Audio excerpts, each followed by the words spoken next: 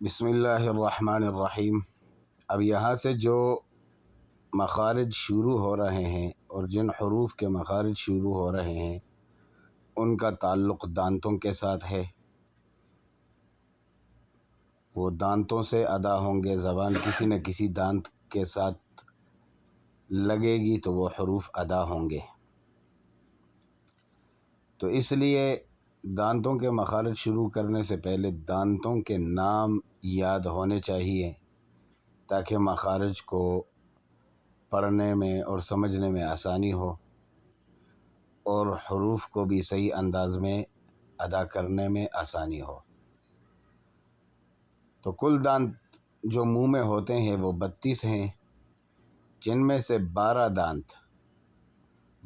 دانت ہیں، یعنی انہیں دانت کہا جاتا ہے، اور 20 کو داڑیں کہا جاتی ہے۔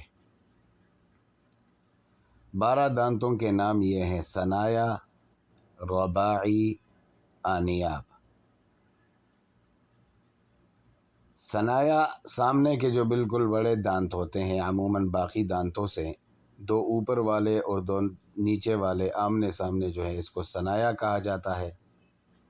پھر اس کے ساتھ رباعی ہے، یعنی ثنایا کے دائیں بائیں اوپر نیچے ایک دانت، 4 دانت یہ ہو گئے تو اس کو رباعی کہا جاتا ہے۔ پھر رباعی کے ساتھ اوپر نیچے دائیں بائیں ایک دانت، اس کو انیاب کہا جاتا ہے۔ یہ تو 12 دانت ہوں گے، باقی 20 دانت جو ہے ان کو داڑے کہا جاتے ہیں، اور ان کا نام یہ ہے کہ انیاب کے بعد اوپر نیچے دائیں بائیں ایک دانت، اس داڑیں جو ہے اس کا نام زواحق ہے۔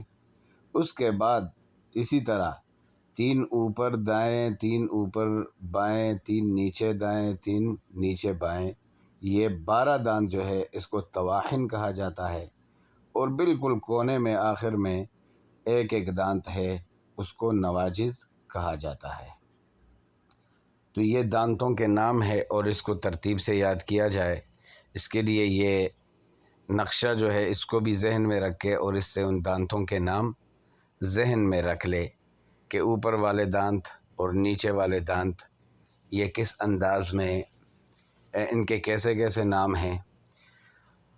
اور پھر اسی طرح جو سامنے والے دانت ہے ثنایا، اوپر نیچے 4 بڑے دانت، اس میں اوپر والے کو ثنایا علیا کہتے ہیں اور نیچے والے کو ثنایا سفلی کہتے ہیں۔ ہر ایک کا نام اس لیے ذکر کیا کہ اسی کے ذریعے حروف ادا ہوں گے۔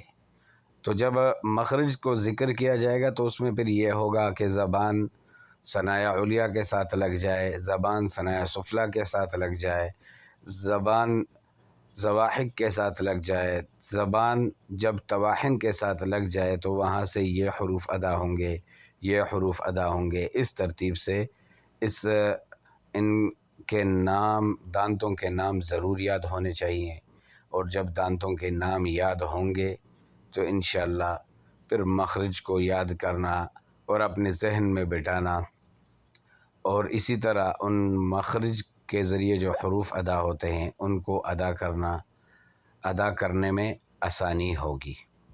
اللہ تبارک و تعالی ہمیں اس پہ عمل کرنے کی توفیق عطا فرمائے۔ تو جن لوگوں کو اردو پڑھنا نہیں آتا، یہ نقشہ ان کے لیے ہے۔ جو انگلش پڑھ سکتے ہیں وہ اس سے سمجھ سکتے ہیں کہ کس دانت کا کیا نام ہے، اور ان دانتوں کے نام یاد کرنے کے بعد اس سے جو حروف ادا ہوتے ہیں تو وہ حروف کو آسانی سے یاد کر سکتے ہیں اور مخرج سے ادا کر سکتے ہیں۔